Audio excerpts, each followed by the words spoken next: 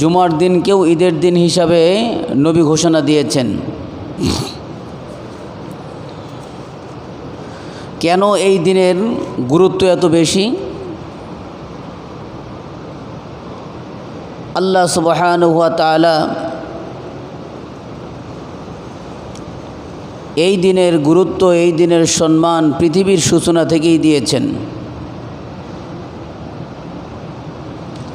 জুমার দিনে এমন একটি মুহূর্ত আল্লাহ তাআলা দান করেছেন, সেই মুহূর্তে কেউ যদি আল্লাহ তাআলার কাছে দোয়া করে, আল্লাহ তাআলা অবশ্যই তার দোয়া কবুল করবেন। ওই একটা মুহূর্তের জন্য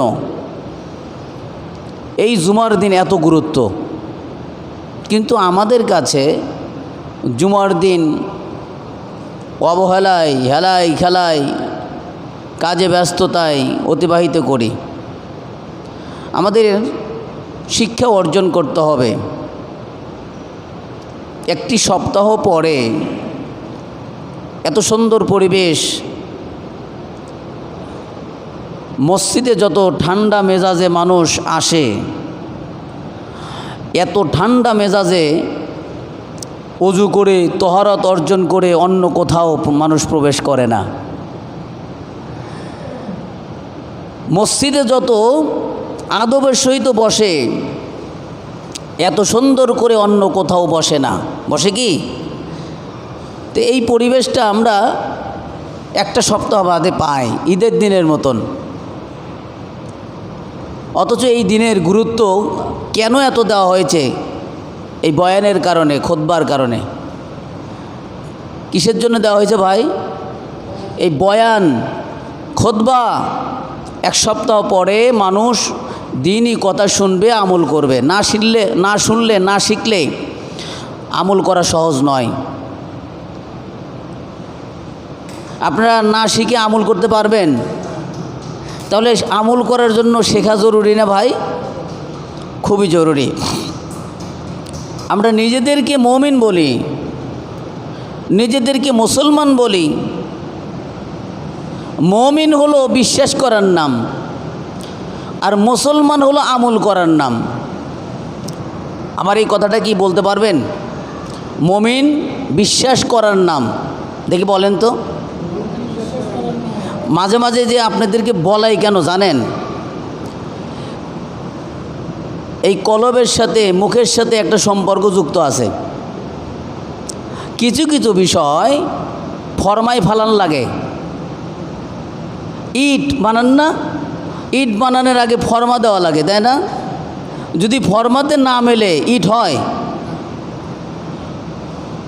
আপনার দিলের মধ্যে গাঁথার জন্য মাঝে মাঝে উচ্চারণ করার লাগে, তবে ওই বিষয়ের গুরুত্ব বেশি হয়। এই জন্য মাঝে মাঝে বলবেন, ঈমান কার নাম? বিশ্বাস করার নাম। দেখি বলেন তো, ঈমান কার নাম? মুসলমান কার নাম? আমল করার নাম।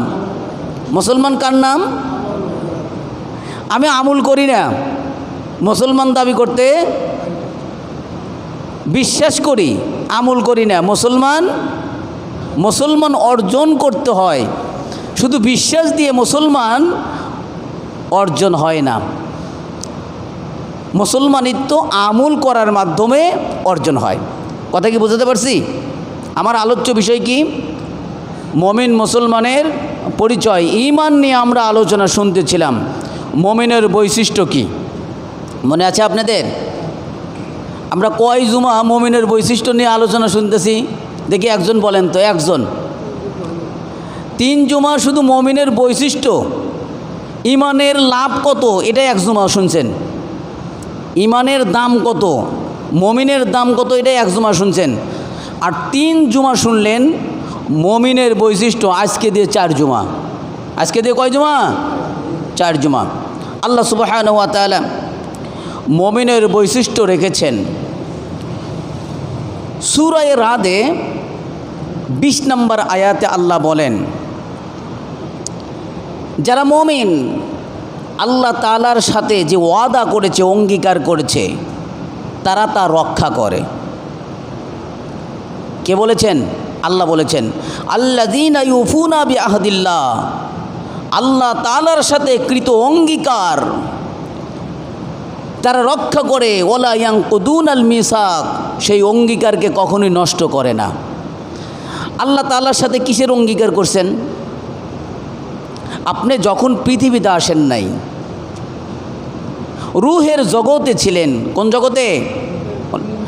রুহের জগতে যখন আপনি ছিলেন, তখন আপনি যতক্ষণ না পর্যন্ত আল্লাহ তাআলার সাথে অঙ্গীকার না করছেন, ততক্ষণ পর্যন্ত আল্লাহ তাআলা আপনাকে দুনিয়াতে পাঠান নাই। সুবহানাল্লাহ বলেন। কিছু তাত্ত্বিক কথা শুনলে সুবহানাল্লাহ বলবেন। রুহের জগতে আমরা যখন ছিলাম, রুহের জগতের বয়স আমাদের সবার সমান। সকলের কি সমান? আশার স্তর ভেদে বয়সের কম বেশি, কিন্তু রুহের বয়স সবাই সমান। এখনকার সন্তান সন্ততি, ছোট ছোট বাচ্চারা কত চালু হয়। আগে ছোট ছোট বাচ্চা এত চালু ছিল? মানে রুহু বাত্তি হয়েছে। রুহে কী হয়েছে? বাত্তি রুহু। আমরা একটা কথা বলে, মুরব্বীরা কথা বলে, এটা আমরা ওলামা কেরামদের কথা, এটা না। তো রুহু বাত্তি হয়েছে, তার মানে কি রুহের বয়সের দিক থেকে আমরা সমান। সেই রুহের জগতে আমরা যতক্ষণ না পর্যন্ত আল্লাহ তাআলার কাছে প্রতিশ্রুতি না দিয়েছি, আলাস্তু বিরব্বিকুম, আল্লাহ বলেছিলেন আমি কি তোমাদের প্রভু নই? আল্লাহ তাআলার এই প্রশ্নের জবাবে আমরা বলেছিলাম, কলু বালা, কেন নয়, আপনি আমাদের প্রভু। এই রুহুকে আল্লাহ তাআলা হাজার হাজার বছর দগ্ধ করেন। এই রুহু প্রথম আসতে চায় নাই, স্বীকার করতে চায় না আল্লাহ তুমি রব। 1000 বছর জ্বালাইছে, আগুনে জাল দিছে। এরপরে আবার বলছে আমি কি তোমার প্রভু নই? তাও রাজি হয় না। এইভাবে 3 বার আগুনে সেক দেওয়ার পরে এই রুহু আল্লাহ তাআলা জিজ্ঞেস করলেন আমি কি তোমার প্রভু নই? আমাদের দিলের মধ্যে 3 রকমের নফস আছে। নফসে আম্মারা, নফসে লাওয়ামা, নফসে মুতমাইন্না। কয় রকমের নফস আছে? 3 রকমের। তার মধ্যে খারাপ হলো নফসে আম্মারা। এই নফসে আম্মারাকে আল্লাহ তাআলা জ্বালায়া দেন, কিন্তু স্বীকার হয় না। 3 বারের বেলায় নফসে আম্মারা বলে, কলু বলে, হ্যাঁ আপনি আমার রব। যখন স্বীকার করে, তারপরেই আল্লাহ তাআলার সিদ্ধান্ত অনুপাতে আমরা দুনিয়াতে আসতে পারিছি। তাহলে আমরা অঙ্গীকার করছিলাম কার সাথে? আল্লাহর সাথে। অঙ্গীকার করার পরে আমরা যখন দুনিয়াতে আসলাম, আমরা যারা সেই অঙ্গীকার নষ্ট না করে রক্ষা করলাম, আমার আল্লাহ তাআলা বলতেছেন তোমরা হলে মুমিন। মুমিনের অবস্থানে এমন হয়, আল্লাহ তাআলার সাথে প্রতিশ্রুতি যা করেছে, অঙ্গীকার যা করেছে তা নষ্ট করে না, রক্ষা করে। সুবহানাল্লাহ বলেন। দেখি রুহের জগতে আমরা কি বলে এসেছিলাম? আপনি আমার রব। এই রবটা যারা দুনিয়াতেও স্বীকার করে, নষ্ট করে নাই, তারাই প্রকৃত মুমিন। কথা কি বুঝতে পারছেন? এই কথাটা কোথায় আছে? সূরা রাদ 20 নম্বর আয়াত। আল্লাহ তাআলা যা আমাদের জন্য আদেশ করেছেন, এটা তো রব হিসাবে স্বীকার করলাম। আল্লাহ তাআলা আমাদের জন্য যা আদেশ করেছেন তা রক্ষা করা। কিসের জন্য? বলে সেই কঠিন বিচার দিবসকে, সেই কঠিন বিচার দিবসকে ভয় করে আল্লাহ তাআলার প্রতিশ্রুতি রক্ষা করা। আল্লাহ যা আদেশ করেছেন তাকে রক্ষা করা, নষ্ট না করা। সূরা রাদ 21 নম্বর আয়াত, তারপরের আয়াতে বলতেছেন ওয়াল্লাযীনা ইয়াসিলুনা মা আমারাল্লাহ, আল্লাহ যা তোমাদের জন্য আদেশ করেছেন তাকে রক্ষা করো। যে আদেশটা আল্লাহ তাআলা দিয়েছেন রক্ষা করার, সেই রক্ষা করার আদেশটা মুমিন যারা, তারা রক্ষা করে। তারা তার রবের ওয়াদাকে নষ্ট করে না। কিসের ভয়ে? ওয়ায়াখশাউনা রাব্বাহুম, তাদের প্রতিপালকের ভয়ে। মুমিন কার ভয়ে রক্ষা করে ওয়াদা? বোঝে না। মুমিন কার ভয়ে রক্ষা করে ওয়াদা? ওয়ায়াকশাউনা রব্বাহুম, তার প্রতিপালকের ভয়ে। কার ভয়ে বলেন তো? রবের ভয়ে। আল্লাহ তাআলা আমাকে ধরবেন, এই ভয়টা একজন মুমিনের দিলে সর্বদাই থাকে। আমি মুমিন দাবি করি, আল্লাহর ভয় নাই, এ প্রকৃত মুমিন নয়। শুধু আল্লাহকে যে ভয় করতেছে তা না, আল্লাহকে কেন ভয় করে? বলে আল্লাহকে ভয় করে হলো ওয়ায়াখাফুনা সুআল হিসাব, সেই কঠিন দিনের বিচার, হিসাব নিকাশের দিনের ব্যাপারে আল্লাহ তাআলাকে ভয় করে। একজন মুমিন হিসাবের দিন ভয় করে বেখবর হয়ে থাকে না। আমি আজকে চুরি করলাম, আল্লাহ ধরবেন, হিসাব নেবেন। আমি অমুক ফ্যাটকারিতে চাকরি করি, ফ্যাটকারির চাউল মেরে দিলাম, কেউ যেটা দেখে না, দেখে সেটাকে। কেউ যেটা শোনে না, শোনেন সেটাকে আল্লাহ। এই ভয়টা রাখে মুমিন। এই ভয়টা কি রাখে? যিনি আল্লাহ তাআলাকে বিশ্বাস করেন, আখিরাতকে বিশ্বাস করেন, হিসাব নিকাশকে বিশ্বাস করেন, এই ব্যক্তিটাই হলো মুমিন। আর এই আল্লাহর ভয়ে একমাত্র সমস্ত অপরাধ কর্ম থেকে সে বেঁচে থাকে। মুমিনের সিফাত আর একটা, মুমিন যাহা কিছু করে একমাত্র আল্লাহ তাআলার সন্তুষ্ট অর্জন করার জন্য করে। কার জন্য করে? তার যত কিছু কর্ম, আপনি বাড়িতে কাজ করতেছেন সেটাও আল্লাহর খুশির জন্য, স্ত্রীকে আদর করতেছেন সেটাও আল্লাহর জন্য, সন্তানকে প্রতিপালন করতেছেন সেটাও আল্লাহর জন্য, ব্যবসা করছেন সেটাও আল্লাহর জন্য, আপনি খাইতেছেন তাও আল্লাহর জন্য। সব কিছুর মধ্যে আল্লাহ তাআলা নীতি নির্ধারণ করেন নাই? ব্যবসার মধ্যে আপনি আল্লাহ তাআলার নীতি, রাসূলের নীতি যদি অবলম্বন করেন, এটা কি আল্লাহর জন্য হলো না? স্ত্রীকে সোহাগ করতেছেন, আদর করতেছেন আল্লাহ তার রাসূলের পদ্ধতিতে, এটা কি আল্লাহর জন্য হলো না? এই জন্য আল্লাহ তাআলা ঘোষণা দিয়ে দিয়েছেন সূরা রাদ 22 নম্বর আয়াতে আল্লাহ বলছেন, ওয়াল্লাযীনা সাবারু বুতিগা ওয়াজহিল্লাহ, যারা মুমিন তাদের প্রতিটি কর্ম, তাদের প্রতিটি কাজ ধৈর্যের সাথে হয় এবং আল্লাহ তাআলা তার রবের সন্তুষ্টির জন্য তারা কাজ করে। সুবহানাল্লাহ বলেন। তাহলে মুমিন কীভাবে কাজ করে? উশৃঙ্খলতার সাথে না ধৈর্যের সাথে? ধৈর্যের সাথে। আর কার জন্য? বলে আল্লাহ তাআলার সন্তুষ্টির জন্য। মুমিনের আরেকটা সিফাত হলো আল্লাহ তাআলার সন্তুষ্টির জন্য কাজ করার পরে আরেকটা সিফাত অর্জন করে, ওয়া আকামুস সালাহ, নামাজ প্রতিষ্ঠিত করে। আপনি মুমিন দাবি করেন, নামাজ পড়েন না, এ কেমন মুমিন? নামাজে মুয়াজ্জিন সাহেব আজান দেন, এই হুকুমটা কি মুয়াজ্জিনের না আল্লাহর? তা আল্লাহর হুকুমের পরে আমার আপনার কি ব্যক্তিগত কাজ থাকতে পারে? আপনি যদি প্রকৃতই মুমিন হয়ে থাকেন, আল্লাহর ভয় যদি দিলের মধ্যে থাকে, আল্লাহর সন্তুষ্টির জন্য হাইয়া আলা সলা বলেছে মুয়াজ্জিন, এটা মুয়াজ্জিনের ধ্বনি নয়, আল্লাহ তাআলা বলেছেন আপনাকে তড়িৎ ঘড়িৎ মসজিদে আসতে হবে, নামাজ আদায় করতে হবে, আপনি যদি মুমিন হন। আমি প্রথমেই বলেছিলাম মুমিন হলো বিশ্বাস করার নাম। মুমিন কার নাম? সবাই উঁচু আওয়াজে বলেন। আর মুসলমান হলো আমল করার নাম। মুসলমান কার নাম? আমল করার নাম হলো মুসলমান। আপনি ঈমান আনছেন, আপনি দামি হয়েছেন, আপনি দামি হয়েছেন, কিন্তু তার সাথে সাথে ও আমিলু সালিহা, নেক কর্ম করতে হবে, তাহলে আপনি বেশি সম্মানিত হবেন। ও আমিলু সালিহার মধ্যে কি আছে? নামাজ প্রতিষ্ঠিত করা। একাভাবে নামাজ পড়ে কেউ নামাজ প্রতিষ্ঠিত করতে পেরেছে? তাহলে নামাজকে আমরা প্রতিষ্ঠিত করব যদি আমরা মুমিন হই। মুমিনের আরেকটি গুণ আল্লাহ তাআলা উল্লেখ করেছেন, ওয়ামিম্মা রাযাকনাহুম সিররা ওয়া আলানিয়া। আল্লাহ তাআলা বলেছেন মুমিন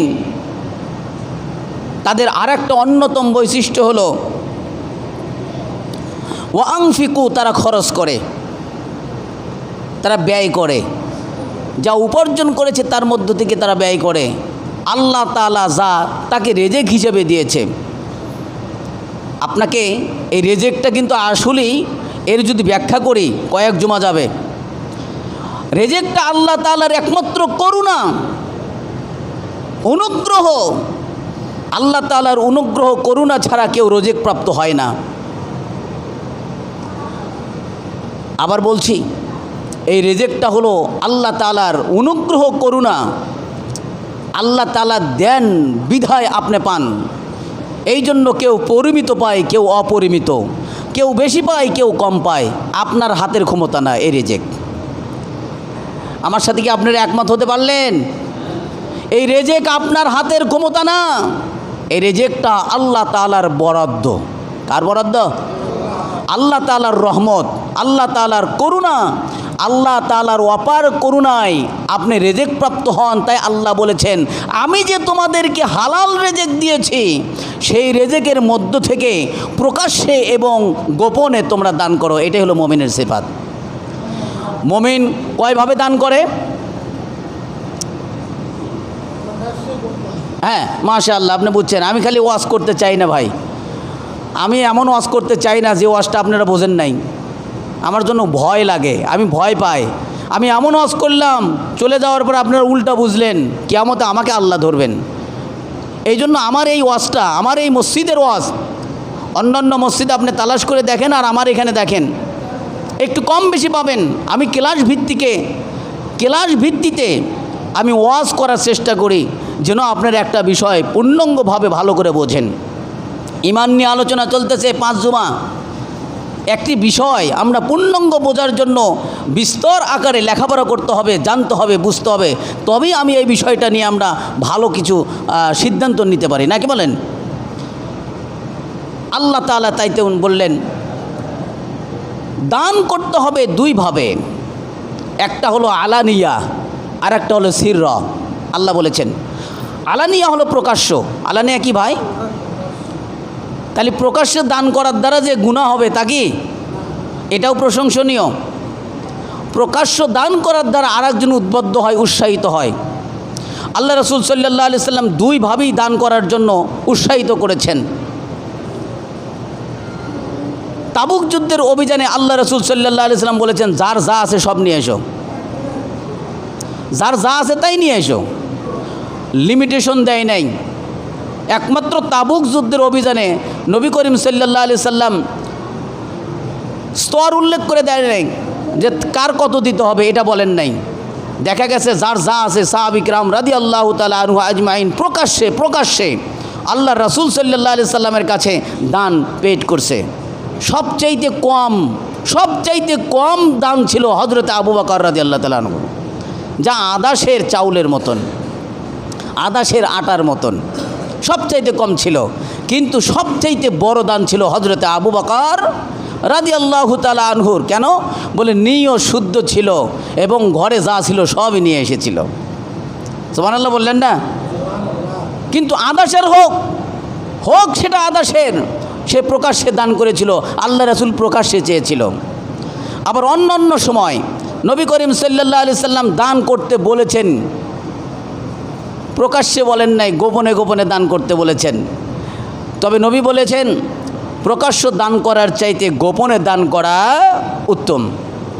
তাহলে একজন মুমিন যে আল্লাহ তাআলাকে বিশ্বাস করে, আখিরাতকে বিশ্বাস করে, পরবর্তীতে আমার জন্য হিসাব ব্যবস্থা আছে। কিসের ব্যবস্থা আছে? হিসাব হবেই। আপনি কীভাবে টাকাটা উপার্জন করছেন, এই প্রশ্নের উত্তর না দেওয়া পর্যন্ত আল্লাহ তাআলা আপনাকে কিয়ামতের ময়দানে 1 পাও নড়তে দেবে না। সুবহানাল্লাহ বললেন না? কত বড় মারাত্মক কথা আপনি কি চিন্তা করেছেন? আল্লাহ যদি বলে তোমাকে 1 পাও নড়তে দেব না এই হিসাবটা না দেওয়া পর্যন্ত, মুসিবত না এটা? আল্লাহ তাআলা নবী বলতেছেন, নামাজের ব্যাপারে আল্লাহ তাআলা হিসাব নেবেন। আউয়ালু মা ইউহাসাবু বিহিল আবদু ইয়াউমাল কিয়ামাতিস সালাহ।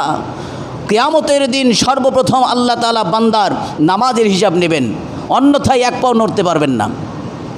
আর আপনি কি উপার্জন করছেন এই হিসাবটা আল্লাহ তাআলা নেবেন। আর আপনাকে আল্লাহ জীবন দিয়েছিলেন, কি দিয়েছিলেন? এই জীবনটা কোন কাজে আপনি ব্যয় করেছেন? এই 3টা প্রশ্ন মাস্ট বি করবে। তাহলে আপনার সম্পদ আল্লাহ দান করেছেন, আপনার যে উপার্জন করেছেন তা ব্যাপারে আল্লাহ জিজ্ঞাসা করবেন, এই জন্য আল্লাহ তাআলা আগেই ওপেন করে দিয়েছেন, একজন মুমিনের বৈশিষ্ট্য হলো সে প্রকাশ্যে এবং গোপনে দান করে। নবী করিম সাল্লাল্লাহু আলাইহি ওয়াসাল্লাম এরপরে আমাদেরকে জানিয়ে দিলেন, যারা নেক কর্ম করছে তারা জান্নাতে যাবে, আর যারা নেক কর্ম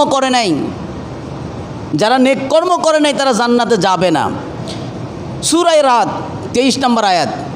এখানেই জটিলতা। আমি মুসলমান, আমার ভাই সে নিজেকে মুসলমান দাবি করে কিন্তু নেক কর্ম করে নাই। আল্লাহ তাআলা তিনি বলতেছেন, না তুমি জান্নাতে যাইতে পারো না। আপনার বাবাও যদি হয়, আপনার যদি স্ত্রীও হয়, সে যদি নেক কর্ম না করে সে জান্নাতে যাইতে পারবে না। কে দলিল দিয়েছে? আল্লাহ তাআলা দিয়েছেন। সূরা রাত 23 নম্বর আয়াত আল্লাহ তাআলা তিনি বলছেন, দেখেন, জান্নাতু আদন ইয়াদখুলুনাহা ওয়া মান সালাহা মিন আবাইহিম, চিরস্থায়ী জান্নাতে তারাই প্রবেশ করবে, ওমান সালাহা, যে ব্যক্তি নেক কাজ করেছে, যে নেক কাজ করছে সেই জান্নাতে যাবে। কোন জান্নাতে যাবে? চিরস্থায়ী জান্নাত। আমরা অনেকে দুনিয়াকে মজা লেলো দুনিয়াকে বাড়িয়ে, এই দুনিয়া অনেক জান্নাতের মতন মনে হয় আপনাদের কাছে। দুনিয়া কিচ্ছুই নাই ভাই, দুনিয়াতে কি নাই? কিচ্ছুই নাই। ওই জান্নাতের নাজ নিয়ামত শান সৈকত নিয়ে আলোচনা করবে ইনশাআল্লাহ, তখন বুঝতে পারবেন যে জান্নাত কত দামি, জান্নাত কত সম্মানী। ওই জান্নাতে যাওয়ার জন্য আপনাকে আমলে সালেহা করতে হবে। এরপরে আল্লাহ তাআলা স্পষ্ট পরিচয় দিয়ে দিলেন, নেক কর্ম করছে তারা তো জান্নাতে যাবে, কিন্তু নেক কর্ম না করে তোমার যদি সে পিতাও হয়, মিন আবাইহিম ওয়া আজওয়াজিহিম, তাদের যদি পিতাও হয়, পিতৃপুরুষ যদি হয়, জন্ম দিছে এরকম পিতা, অথবা ওয়া আজওয়াজিহিম, তাদের যদি স্ত্রীও হয়, ওয়া যুররিয়াতিহিম, তাদের যদি সন্তান সন্ততিও হয়, নেক কাজ করে নাই, তারা জান্নাতে যাবে না। একমাত্র তাদের মধ্যে থেকে তারাই জান্নাতে যাবে যে সমস্ত পিতারা নেককর্ম করেছে, যে সমস্ত স্ত্রীরা নেককর্ম করেছে, যে সমস্ত সন্তান সন্ততি নেককর্ম করেছে, তাদের মধ্য থেকেই তারাই জান্নাতে প্রবেশ করবে। তাদের জন্য ওয়েলকাম দিবে, ওয়াল মালাইকাতু ইয়াদখুলুনা আলাইহিম মিন কুল্লি বাব, যারা নেক কাজ করছে তাদের জন্য আল্লাহ তাআলা জান্নাতে এমন ব্যবস্থা করবেন, ফেরেশতাদেরকে দরজায় দরজায় দাঁড় করে দিবেন, আর ফেরেশতারা ওয়েলকাম দিবেন, আহলান সাহলান মারহাবান তাইয়িবান, আহলান দিয়ে বলবেন আসো, এই দরজা দিয়ে প্রবেশ করো, এই দরজা দিয়ে প্রবেশ করো। সুবহানাল্লাহ বললেন না? তাহলে জান্নাতে যাবে কারা ভাই? যারা নেক কাজ করেছে। আচ্ছা, নেক কাজ করে না আমার পিতা, সে কি জান্নাতে যাবে? আমার সন্তান সে কি জান্নাতে যাবে? নেক কাজ করে নাই। আমার স্ত্রী সে নেক কাজ করে নাই, সে কি জান্নাতে যাবে? আপনার সন্তান হওয়া সত্ত্বেও, আপনার পিতা হওয়া সত্ত্বেও, আপনার স্ত্রী হওয়া সত্ত্বেও নেক কর্ম না করার কারণে জাহান্নামে যাবে। তাহলে আপনি গেলেন জান্নাতে, আপনার স্ত্রী গেল জাহান্নামে। আপনি গেলেন জান্নাতে, আপনার বাবা গেল জাহান্নামে। আপনি গেলেন জান্নাতে, আপনার সন্তান গেল নেক কর্ম না করার কারণে জাহান্নামে। কত কষ্টদায়ক না? কষ্টদায়ক না এটা? দুনিয়াতে কোনো পিতা এরকম কি আছেন ভাই? আমাকে একটা প্রশ্নের উত্তর দেন। কোনো সন্তান তার পিতার সামনে আগুনে ঝাঁপ দিছে, আগুনে নিক্ষিপ্ত হয়েছে কোনো সন্তান, একটু কথাগুলো বোঝেন। ওই পিতা ওই জায়গাতে অটলভাবে দাঁড়ায় আছে, আগুন থেকে বাঁচানোর জন্য ওই সন্তানকে চেষ্টা করে নাই। এরকম কোনো পিতা কি পৃথিবীতে পাওয়া যায়? সন্তান আগুনে পড়ছে, সন্তান পানিতে পড়ছে, সামনে উপস্থিত, কোনো পিতা কি ওই জায়গায় স্ট্যান্ড থাকে নাকি ওই সন্তানকে বাঁচানোর জন্য চেষ্টা করে? শতভাগ চেষ্টা করে কিনা? শতভাগ চেষ্টা করে। অথচ কু আনফুসাকুম ওয়া আহলিকুম নারা, আল্লাহ তাআলা বলছেন তুমি নিজে জাহান্নাম থেকে বাঁচো, তোমার আহালকে, তোমার পরিবার পরিজনকে জাহান্নাম থেকে বাঁচাও। আমরা জাহান্নাম থেকে বাঁচানোর জন্য কোনো মিশন তৈরি করতে পারলাম না।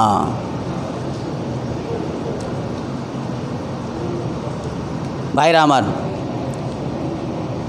অবশ্যই আমাদের ঈমানও ঠিক করতে হবে, আমলও, বলেন, আমলও ঠিক করতে হবে, তবে আল্লাহ তাআলা জান্নাত আশা করা যায়। মুআজ্জাজ মুহতারাম সম্মানিত উপস্থিতি সুধী, এই কথাটা বলি শেষ করব। ঈমান কত সম্মানিত, আমরা কারা মুমিন কারা মুসলমান এই পরিচয়টা আল্লাহ তাআলার নবী তুলে ধরেছেন। হযরত আবু হুরায়রা রাদিয়াল্লাহু তাআলা আনহুর হাত ধরে আবু হুরায়রা রাদিয়াল্লাহু তাআলা আনহু যত হাদিস রচনা করেছেন, যত হাদিস সংকলন করেছেন, লিখেছেন, এত হাদিস অন্য কোনো সাহাবী লেখে নাই। আবু হুরায়রা রাদিয়াল্লাহু তাআলা আনহুর হাত আল্লাহর রাসূল ধরলেন, ধরে বলতেছেন, আবু হুরায়রা, আমরা অনেক সময় বেশি খাতিরের জন্য কাঁধে হাত রাখি না, বন্ধু কাঁধে হাত রাখি না।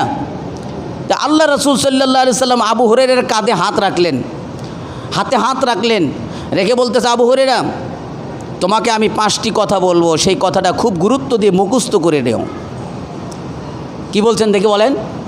5টি কথা বলবো, সেই কথাটা খুব গুরুত্ব দিয়ে মুখস্থ করে রাখো। আমাদের কি মুখস্থ করা দরকার না? আল্লাহ নবী সাল্লাল্লাহু আলাইহি সাল্লাম 1 নম্বর কথা বললেন আবু হুরায়রাকে। আবু হুরায়রা, আরবি বলতেছি না, আবু হুরায়রাকে বললেন, শোনো, এই দুনিয়ায় সবচাইতে পরহেজগার ব্যক্তিকে জানো? ইত্তাকিল মাহারিম তাকুন আবুদান নাস।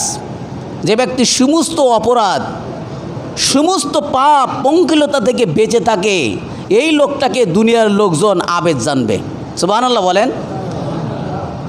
আপনি নেকির কাজ খুব কম করছেন, নেকির কাজ কমও করেন, বেশি করতে পারেন না, কিন্তু পাপ কাজ করেন না। কি করেন না? পাপ কাজ করেন না। আল্লাহ নবী বললেন, তোমাকে লোকজন আবেদ জানবে, তুমি সবচাইতে বড় আবেদ। আমি পাপও করি, আমলও করি, এ ভালো মানুষ।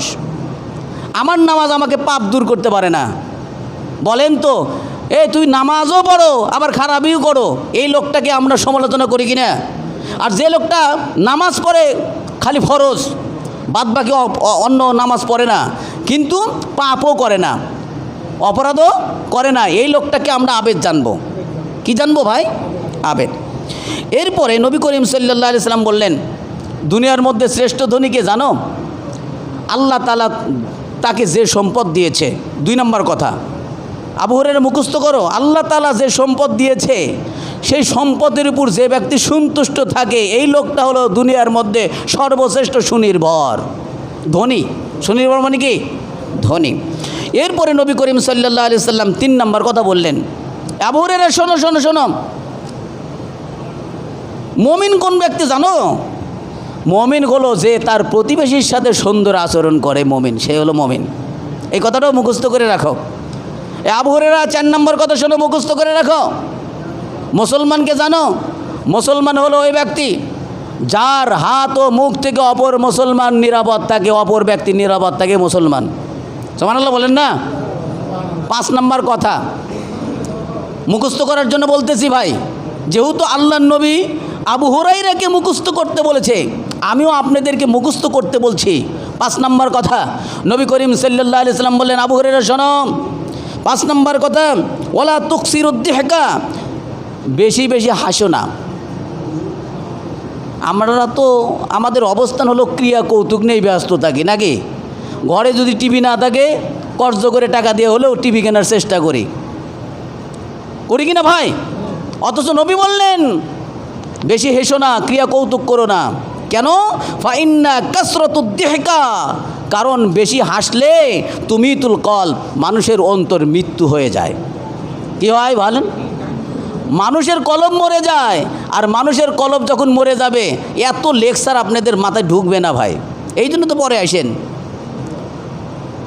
ওই কৌতুক বাদ দিয়ে তুই কি মসজিদের বয়ান ভালো লাগবে ভাই? ভালো লাগবে? কেন? আমাদের কলব মরে যাচ্ছে, দিনই কথা মাথায় ঢোকে না কেন? আমাদের বাড়িতে ক্রিয়া কৌতুক বেশি। টেলিভিশন না কিনলে তো আমাদের স্ট্যাটাসই মেলে না, সভ্যতার মধ্যেই পড়ি না। সবার বাড়ি টেলিভিশন, আমার বাড়ি না থাকলে হলেও। অথচ এইগুলো থেকে দূরে থাকতে হবে, হাসি ক্রিয়া কৌতুক থেকে দূরে থাকতে হবে। আবু হুরায়রাকে নবী করিম বললেন, আবু হুরায়রা বেশি হেসো না, বেশি হেসো না, বেশি হাসাহাসির দ্বারা তোমার কলব মরে যাবে, ফলে দিনই কথা তোমার কম বুঝে আসবে। এই জন্য আসুন ভাই, আমরা কম হাসি, বেশি কাঁদি। আমরা কাদা ছেড়ে দিয়েছি। কাদা ছেড়ে দেওয়ার কারণে আজকে আমাদের এই অবস্থা। আমরা ছোট থাকতে কাঁদতাম, বেশি কাঁদতাম, প্রয়োজন হলেই কান্না করতাম। ছোট বাচ্চারা প্রয়োজন হলে কথা বলে, মা আমাকে দুধ দাও, মা আমাকে নাস্তা দাও, এই কথা বলে না? কি বলে? কাঁদে না? ছোট বাচ্চা কাঁদে। তারা কাঁদার কারণে তাদের অভাব পূরণ হয়। আর আজকে আমরা কাঁদা ছাড়ার কারণে আমাদের অভাব যুক্ত হয়েছে। কাঁদেন, আল্লাহর কাছে চান, সলাতুল হাজত পড়েন, সলাতুল হাজত পড়েন, 2 রাকাত নামাজ পড়ে আল্লাহ তাআলার কাছে চান, অন্যায় কাজ করেন না। এটাই মুমিনের সিফাত। এটাই কি ভাই? মুমিনের সিফাত। আল্লাহ তাআলা আমাদের সবাইকে এই 5টি কথা আমল করার তৌফিক দান করেন, আমিন। 1 নম্বর কথা বললাম কি, সবচাইতে ধনীকে আমাকে যা আল্লাহ দিয়েছে আলহামদুলিল্লাহ। 2 নম্বর কি বললাম দেখি বলেন তো? অন্যায় কাজ করব না, তাহলে আমি বড় আবেদ। 3 নম্বর আমার দ্বারা আমার প্রতিবেশী হেফাজত থাকবেন, তাহলে আমি মুসলমান। আমার আচরণ সুন্দর হবে, তবে আমি মুমিন। এরপরে আমরা 5 নম্বর কাজটা